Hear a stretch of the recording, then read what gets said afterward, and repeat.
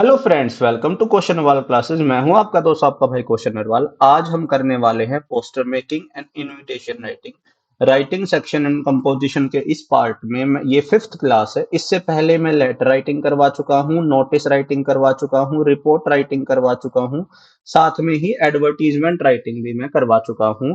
ये आज इसके अंदर दो टॉपिक हम कवर करवा देंगे, ठीक है। आरटी 2009 की वीडियो कल डाल दी थी।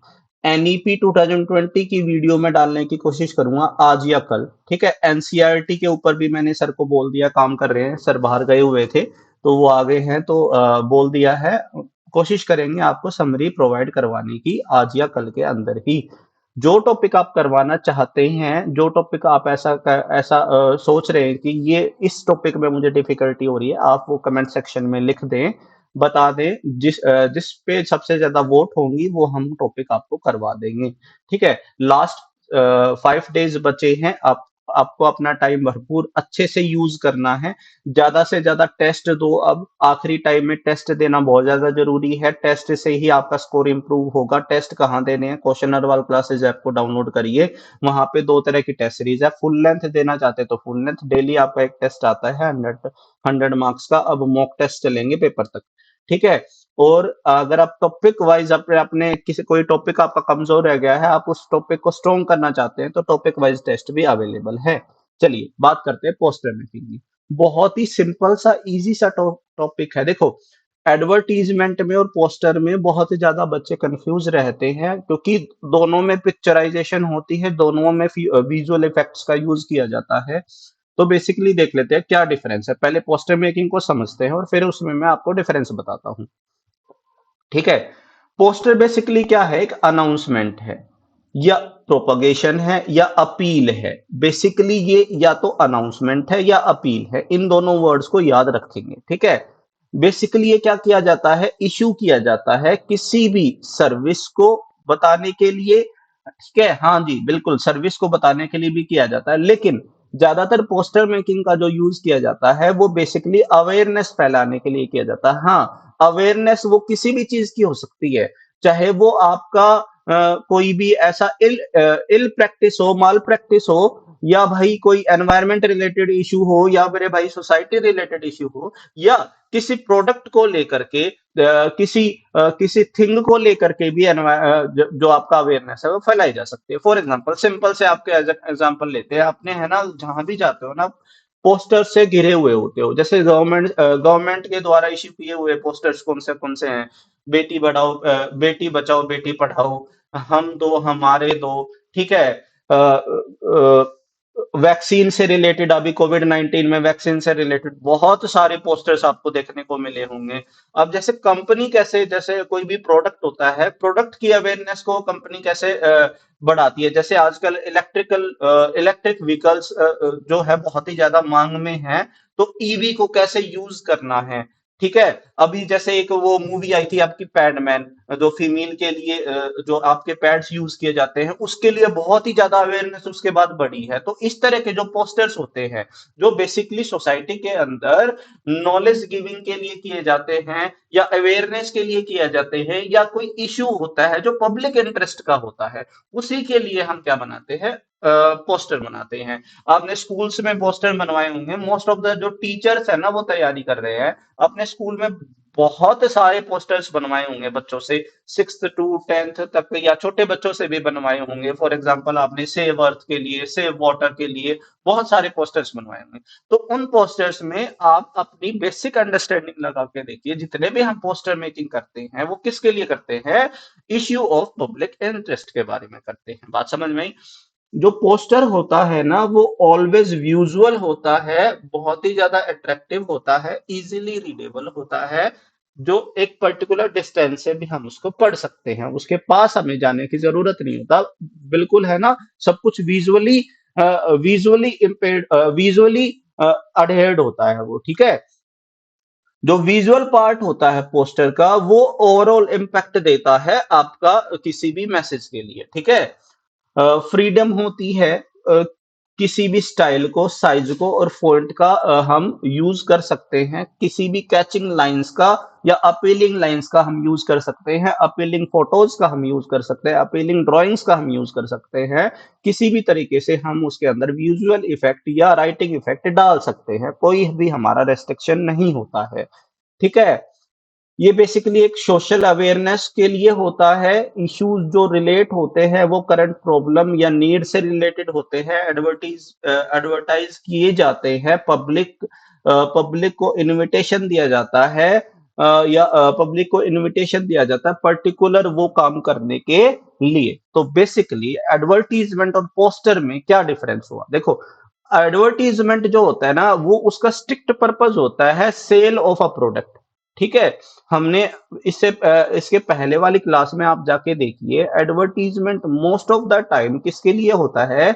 सेल के लिए होता है। हमने क्लासिफाइड एडवर्टीजमेंट को डिटेल से पढ़ा है। बेसिकली क्या होता है? लॉस्ट, फाउंड या पर्टिकुलरली एक थिंग या पर्सन से रिलेटेड होता है। लेकिन पोस्टर जो होता है ना, वो मासेज के लिए होता है, पब्लिक के लिए होता है, टू गिव अवेयरनेस। ठीक है, बात समझ में आई? दोनों में बहुत ज्यादा डिफरेंस है। वो पर्टिकुलरली एक क्लास के लिए होता है। फॉर एग्जांपल एडवर्टीजमेंट में हमने क्या पढ़ा था कि अगर हमें है ना ट्यूशन देनी है या हमें कोचिंग देनी है, तो पर्टिकुलरली उन बच्चों के लिए उस सब्जेक्ट, उस एग्जाम के लिए जो प्रिपेयर कर रहे हैं, उनको हम डायरेक्टली क्या करते हैं?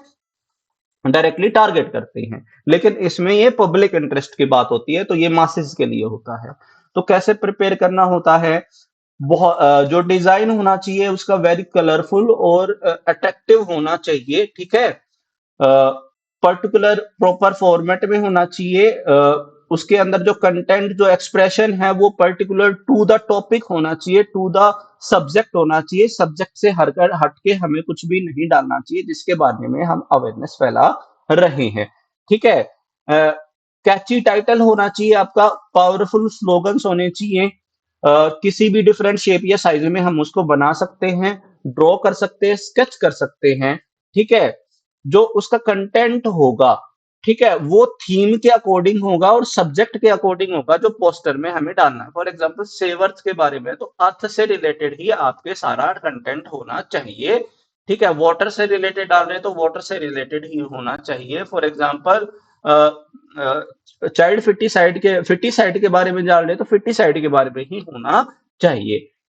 जिस भी अगर कोई पोस्टर ये कन्वे कर रहा है कि कोई भी एक place, for example blood camp लगा हुआ है, ब्लड डोनेशन कैंप लगा हुआ है, तो वो वहां का भाई वो एक इवेंट है जो पोस्टर के जरिए हमें बताना है कि यहाँ पे ब्लड डोनेशन आप कर सकते हैं। तो वहां पे उस तरह के आपके जो पोस्टर्स हैं, उसके अंदर टाइम, डेट, वेन्यू, ईटीसी सब कुछ आपका होना चाहिए। ठीक है। अ, कौन इशू कर रहा है? अगर कोई गवर्नमेंट ऑफिस है या गवर्नमेंट आपका ब्रांच है, या भाई कोई भी ऐसे इंस्टीट्यूशन, ऑर्गेनाइजेशन है जो उसको इश्यू कर रही है, तो उसका नाम वहां पे मेंशन होना चाहिए। जो एक्सप्रेशन होना चाहिए वो ग्रामेटिकली करेक्ट होना चाहिए, स्पेलिंग में कोई एरर नहीं होना चाहिए। स्लोगन्स का, फ्रेजेस का और पर्सुएसिव लैंग्वेजेस का हम यूज कर सकते हैं। ये एक बहुत ही अच्छा एग्जाम्पल है पोस्टर का। ठीक है। इस पोस्टर के अंदर क्या क्या बातें हैं और क्या क्या बातें हमें पोस्टर के अंदर देखनी चाहिए। जो थीम है और जो टॉपिक है इवेंट का, वो क्लियरली मेंशन होना चाहिए। पर्पस क्या है, ओकेजन क्या है, वो भी क्लियरली मेंशन होना चाहिए। Date, time, place clearly mention होना चाहिए in case of any event. मैंने बोला ना अभी ब्लड डोनेशन कैंप है, उसका पोस्टर अगर हमें लगाना है तो इवेंट का क्या होना चाहिए? पोस्टर पे क्लियरली मेंशन होना चाहिए डेट, टाइम। स्लोगन कैची होने चाहिए, पंच लाइन हो सकती है उसके अंदर, कैप्शंस भी हो सकते हैं, जैसे कि यहाँ पे डाल रखा है hashtag one only one earth. ठीक है। कहाँ पे आप पुट करते हैं, कहाँ पे पुट नहीं करते, ऐसा कोई स्पेशल इसका फॉर्मेट नहीं होता है कि आपको जो टाइटल है वो ऊपर ही डालना चाहिए, पंच लाइन नीचे डालना चाहिए। नहीं, आप अपने हिसाब से कैसे भी उसको डिजाइन कर सकते हैं। जैसे कि यहाँ पे जो इसकी पंच लाइन थी या स्लोगन दे रखा है इन्होंने, या थीम जो दे रखी है, वो क्या है? Only one earth. ठीक है। 2022 के लिए दिया था ये, मैंने डायरेक्टली मिनिस्ट्री से उठाया है। यहाँ पे वर्ल्ड एनवायरनमेंट डे है, वर्ल्ड एनवायरनमेंट डे के लिए ये पोस्टर दे रखा है। Letter of different size and shape, देखो इसका जो कलर है फोंट का और इसका जो साइज है वो अलग है, और इसका फोंट का और कलर अलग है, तो कोई फर्क नहीं पड़ता, अलग हो सकता है।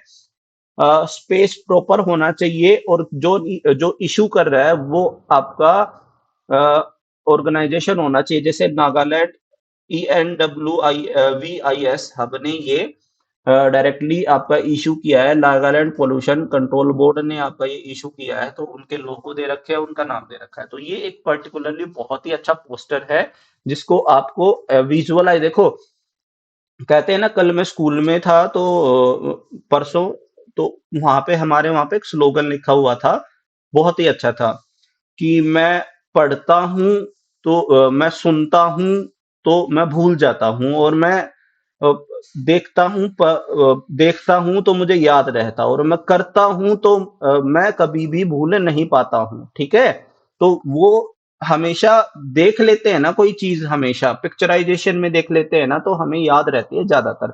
ठीक है, तो ये है ना, इस पोस्टर को आप है ना बिल्कुल अच्छे से देख लो। इस पोस्टर से ही आपके सारे पॉइंट हो जाएंगे, इस पोस्टर को ध्यान में रखेंगे, आपका सारा क्लियर हो जाएगा। तो ये था पोस्टर राइटिंग। अब इनविटेशन राइटिंग पे आ जाते हैं। इनविटेशन आपको बहुत सारे मिलते होंगे, आपने भी बहुत सारे भेजे होंगे। फॉर एग्जाम्पल शादी का कार्ड इनविटेशन का एक सबसे अच्छा एग्जाम्पल है। आपने शादी के कार्ड को अगर अच्छे से ऑब्जर्व किया है तो आपका कोई क्वेश्चन गलत नहीं होगा। जो शादी के कार्ड होते हैं ना, सभी कार्ड का जो फॉर्मेट होता है वो एक जैसा होता है, चाहे हिंदी में हो चाहे इंग्लिश में, आप देख लेना। ठीक है, अब इनविटेशन क्या होता है ना, बुलावा होता है, न्योता होता है, बेसिकली एक रिक्वेस्ट होती है, सॉलिटेशन होता है, या एक अटेम्प्ट होता है क्या करने के लिए, दूसरे पर्सन को भेजा जाता है फॉर पर्टिकुलर स्पेसिफिक इवेंट के लिए या सेलिब्रेशन के लिए, कि हमारे घर पे कोई भी, या हमारे इंस्टीट्यूशन पे, घर पे, देश में किसी भी तरीके से किसी भी लेवल पे कोई फंक्शन या स्पेसिफिक इवेंट है, उसके ऊपर जब हम दूसरों को इनवाइट करते हैं, बुलाते हैं, न्योता देते हैं, तो उसको क्या बोलते हैं, इनविटेशन बोलते हैं। पर्टिकुलरली ये प्रिंटेड कार्ड्स होते हैं, जिसके थ्रू हम क्या करते हैं, इनवाइट करते हैं अपने गेस्ट को। पर्टिकुलरली कौन कौन से इवेंट्स हो सकते हैं, वेडिंग हो सकता है, बर्थडे हो सकता है, वेडिंग एनिवर्सरी हो सकता है, हाउस वार्मिंग हो सकता है, इनोग्रेशन हो सकता है, आउटलेट इनोग्रेशन, शॉप की और आउटलेट की, फैक्ट्री की, या किसी भी जज बनने के लिए, या किसी भी प्रेजाइडिंग अथॉरिटी बनने के लिए हम इनविटेशन दे सकते हैं। तो सभी तरह के टाइप्स को आज हम पढ़ेंगे। दो तरह के इनविटेशंस होते हैं, फॉर्मल इनविटेशन होता है और इनफॉर्मल इनविटेशन होता है। ठीक है, तो पहले फॉर्मल इनविटेशन पढ़ते हैं। हाँ जी, सबसे इंपॉर्टेंट बात है, सबसे ज्यादा जो क्वेश्चन पूछा जा सकता है वो इनविटेशन राइटिंग में ये पहली लाइन ही है। ये हमेशा, चाहे आप इनविटेशन भेज रहे हैं या उसका रिप्लाई भेज रहे हैं, तो दोनों कंडीशन में आपको हमेशा इनविटेशन किस में लिखा जाना चाहिए, आपका थर्ड पर्सन में लिखा जाना चाहिए। इस बात का आप ध्यान रखेंगे कि आपका इनविटेशन हमेशा थर्ड पर्सन में लिखा जाना चाहिए। डिटेल्स जैसे कि एड्रेस होती है, ड्रेस कोड होती है, अदर इंस्ट्रक्शन होती है, वो सबसे नीचे लिखी जानी चाहिए, एट द बॉटम नोट डाल के, या जिस भी तरीके से आप लिखना चाहते हैं। जो सब्जेक्ट मैटर है वो सेंटर में लिखा जाना चाहिए, किसी भी तरह के एब्रीवेशन का यूज नहीं होना चाहिए, सिर्फ RSVP को छोड़कर। सिंपल प्रेजेंट टेंस का यूज किया जाता है, 50 वर्ड से ज्यादा ये नहीं होना चाहिए। ये पर्टिकुलरली आपका 12th क्लास के, 10th और 12th क्लास के एनसीईआरटी के अकॉर्डिंग है कि 50 मार्क्स से 50 वर्ड से ज्यादा नहीं होना चाहिए। ये जो भी मैटर मैं आपको पढ़ा रहा हूँ, जो भी राइटिंग सेक्शन में है, या तो ये सीबीएसई की वेबसाइट से है, या हमारे केवीएस के हमारे जो केवीएस जो आपको प्रोवाइड करवाता है सब्जेक्ट मैटर, उससे है, या आपका पर्टिकुलरली एनसीईआरटी से है, या स्टेट बोर्ड की बुक से, इधर उधर से बड़े बड़े भाई 4-5 तरह के जो मैटर्स होते हैं उनसे लेकर के ये बनाया गया है। तो स्कूल एजुकेशन से डायरेक्टली रिलेटेड है। और आपको अगर कोई आपका, देखो अभी कल वाला मॉक डाला था, उसके अंदर मैंने आपको 50 मार्क्स का जो आपका जनरल सेक्शन दिया था वो साइंस से रिलेटेड दिया था, तो उसमें दो चार 2-3 क्वेश्चन है ना आंसर की में गलत थे, वो मैंने ऑफिशियल आंसर की आपको देने की कोशिश की थी, तो उसमें बच्चों का रिप्लाई आ रहा था सर 2-3 मॉक टेस्ट में आंसर गलत है। मेरे भाई वो सारे के सारे जो मॉक टेस्ट के अंदर आंसर है ना वो एज पर ऑफिशियल आंसर की है, चाहे वो इंग्लिश सेक्शन में है, चाहे वो आपका जनरल सेक्शन में है। तो इस बात का ध्यान रखेंगे, मॉक के अंदर सारे के सारे प्रीवियस ईयर क्वेश्चन है। आपको ये फील करवाना है कि पेपर में लेवल कैसा होता है, तो कई बच्चों को मुश्किल लगता है लेवल, लेकिन भाई लेवल वैसा ही आता है जैसा मॉक के अंदर आपका आ रहा है। ठीक है, तो मॉक के अंदर मैं कोई भी अपनी तरफ से क्वेश्चन नहीं डालता, सारे प्रीवियस ईयर डालने की कोशिश करता हूँ, क्या ताकि आपका अच्छा रिवीजन हो सके। और कई बार प्रीवियस ईयर वो भी हो जाते हैं भाई, रिपीट हो जाते हैं।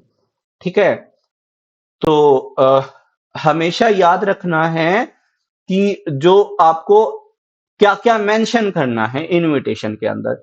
पहली सबसे चीज जो मेंशन करनी है, कौन इनविटेशन भेज रहा है। ठीक है, इनविटेशन भेजने वाला जो आपका होता है, उस पर्सन का नाम आपको सबसे पहले लिखना है। फॉर्मल एक्सप्रेशन का आप यूज कर सकते हैं, टाइम और डेट ऑफ इवेंट पक्का लिखना है, उसके बाद पर्पज ऑफ ओकेजन भी आपको लिखना है कि क्यों हम आपको इनवाइट कर रहे हैं। ठीक है, with time and date of event.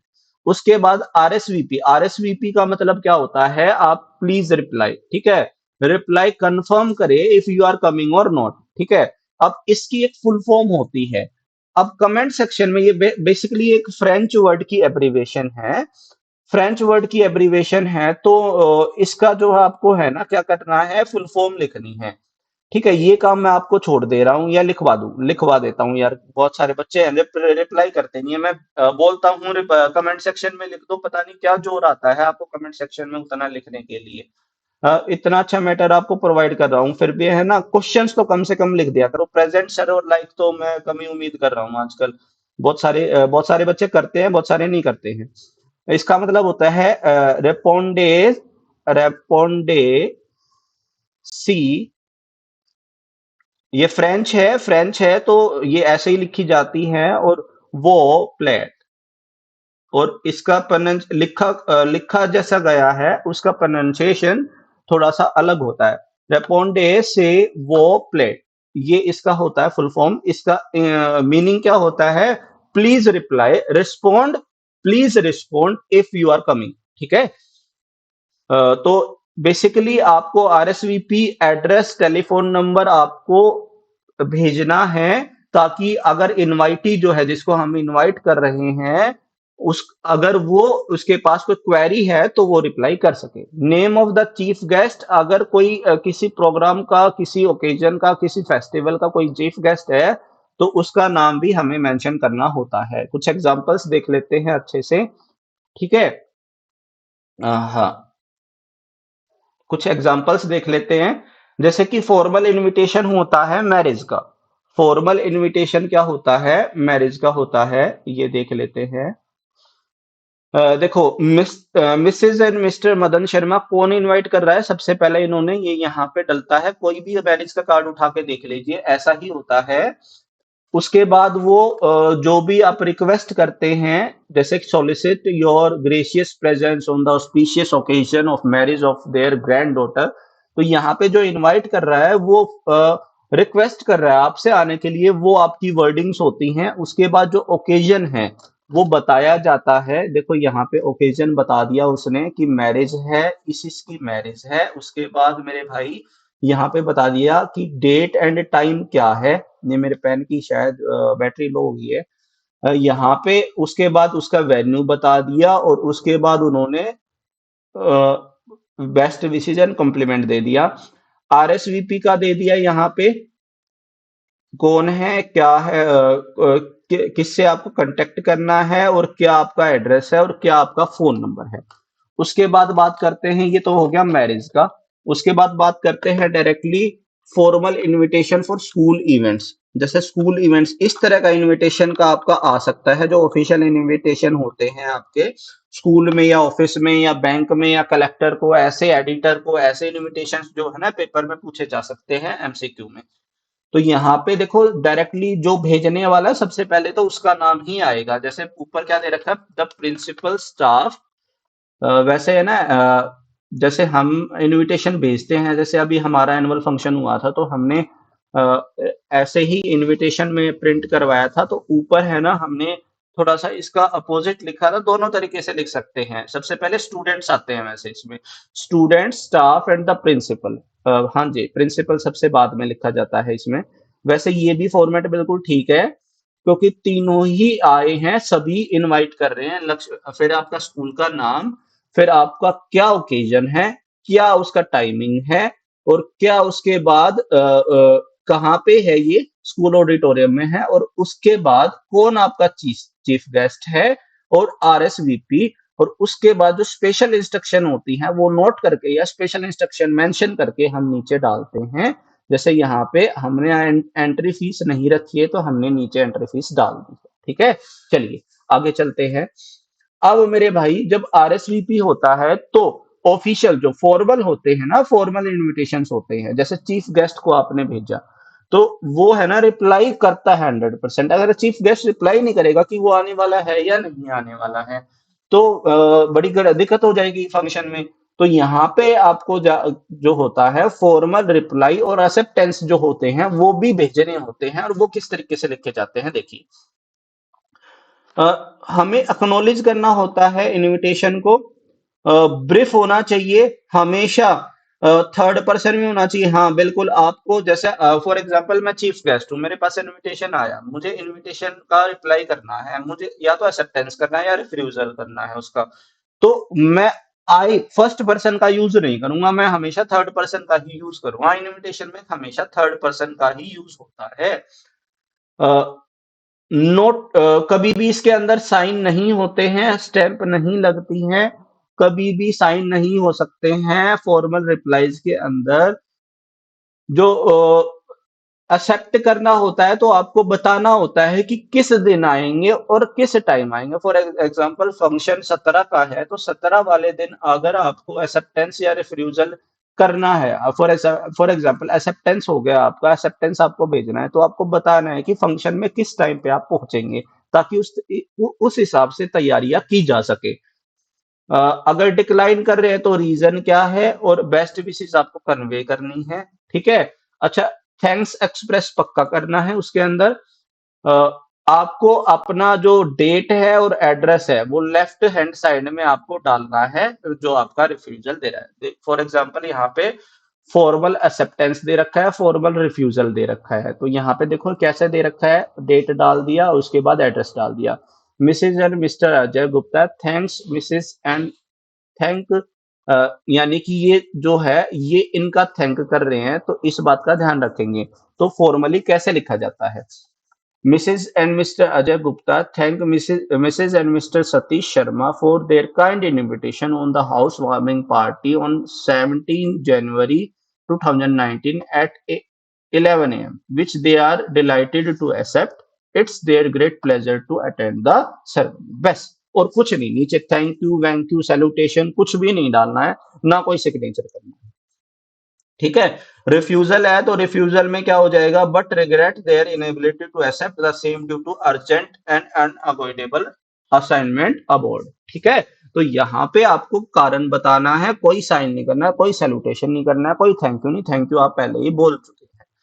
अब इसके अलावा जब एक तरीके का आपका एक और इनविटेशन होता है जिसमें हमें है ना इनोग्रेट करने के लिए या जज करने के लिए बुलाया जाता है, तो यहाँ पे बेसिकली हमें सब्जेक्ट मेंशन करना होता है। ये सिर्फ इसमें फर्क होता है, एज एन एप्लीकेशन इसको ट्रीट किया जाता है। देखो, government model senior secondary school sector Chandigarh, this date डाल दिया सर। इसके अलावा जो आपका फॉर्मल इनविटेशन है वो इस तरीके से दिया जाता है।